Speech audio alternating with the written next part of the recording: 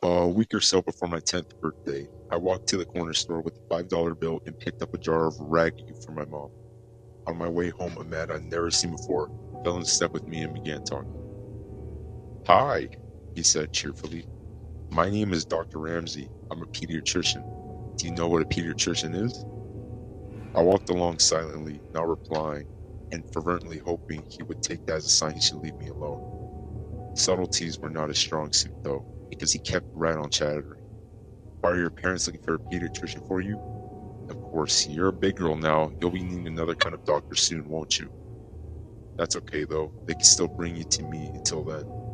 What's your name? You have beautiful hair. I was just on my way to get some suckers for the candy jar in my office. Do you like suckers?" Thankfully, we were nearing my house, so I ran forward, up the back steps and into the kitchen door.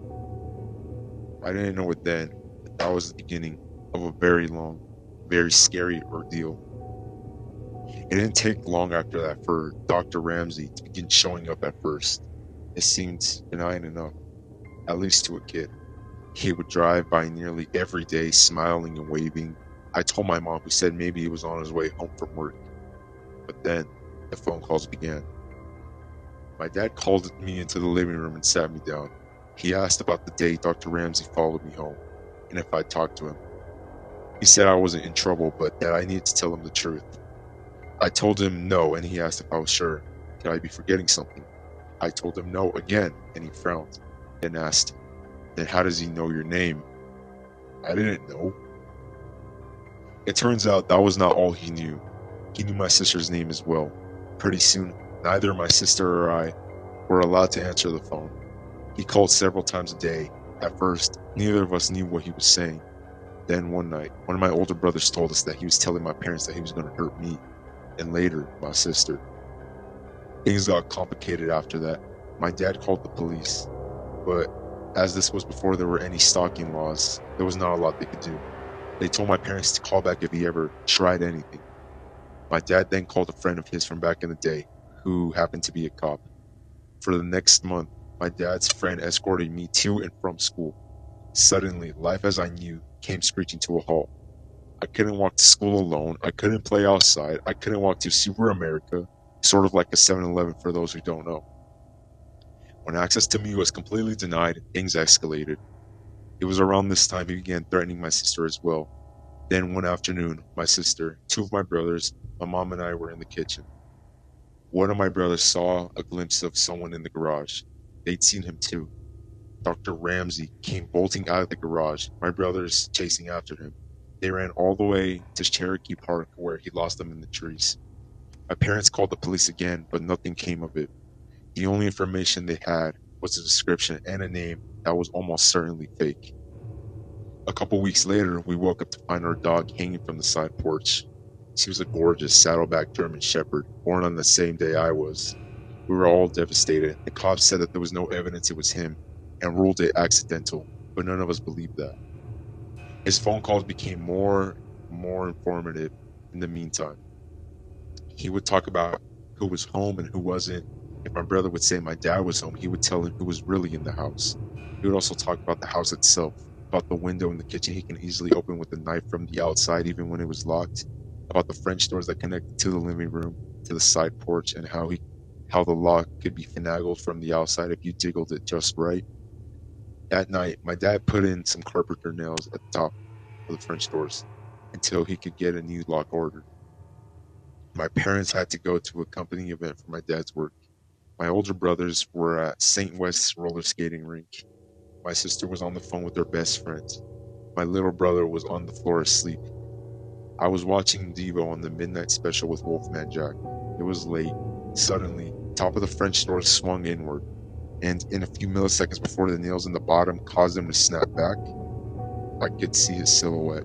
My sister whipped the phone at the television, and we ran up the stairs.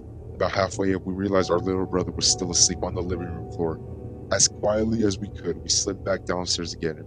We all went into our bedroom and didn't turn on the light. This way, we could see outside. We watched out the window for a while, and when we didn't find him, we crept down the hall to our brother's room to look. We looked down and could see someone standing at the back door. He knocked loudly. "What do you want?" my sister asked out the window. He stepped back and said, "Is this the Mercy residence? I have a pizza for delivery. Can you open the door?" She scoffed at him, declaring she was not stupid, and she could see he didn't have a pizza and that she was calling the cops. He left. A short while later, my brothers returned home. We told them what happened, and they walked around the yard watching for him. They came back in, and things settled down. By now, we'd pretty much given up on calling the cops because it never helped. So we just went back in, each of us, except my youngest brother, still asleep, carrying a knife from the kitchen just in case. Eventually, one of my brothers went into the kitchen to get a bowl of cereal as a snack. You know that sensation when you can just feel someone watching you? Yeah, he had that in spades. He kept looking around the kitchen, through the doorway into the dining room, at the windows. He didn't see anything, but he could feel still eyes on him. So he went closer to the door to try to see better. The kitchen lights were reflecting on the windows of the door. It had 3 rows of 3 windows, so he couldn't still see.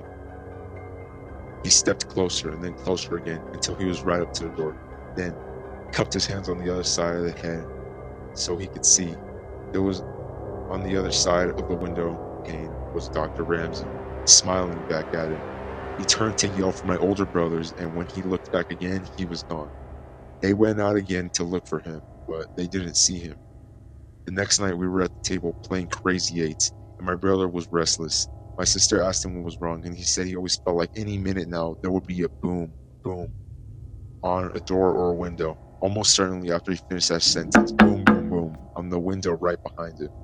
In the chaos, the 2 eldest ran out like he was already gone. A couple weeks later, I was at school, and we were outside on the playground during recess. I was swinging upside down when I saw the now familiar blue Ford Galaxy cruising by, moving slowly. There he was, smiling and waving.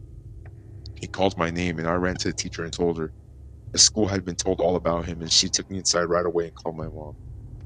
That same day, my mom had gotten a call from the school office asking her to verify that my dad was picking me up, as he called to say he was on his way. He wasn't. Not long after that, I woke up one night thirsty. I went down to the kitchen for a drink, and there, sitting alone in the dark, was my dad on the table with a gun. He was tired of the police waiting until Dr. Ramsey tried something. He was tired of his children being terrorized. He was tired of being afraid every time he left for work that something would happen to us while he was gone. I sat with him for a time, watching before he sent me back to bed. These events and many more took place over a period of around 18 months. Then, as suddenly as it began, it was over.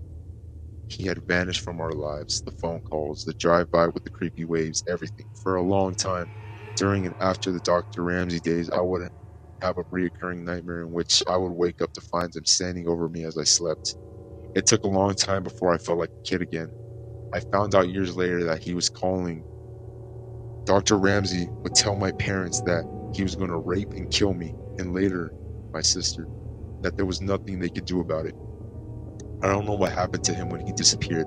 I don't know if he was in a car wreck, locked in prison, in a coma, but sometimes I wonder if the way ended for my dad when he was sitting in the darkened kitchen one night.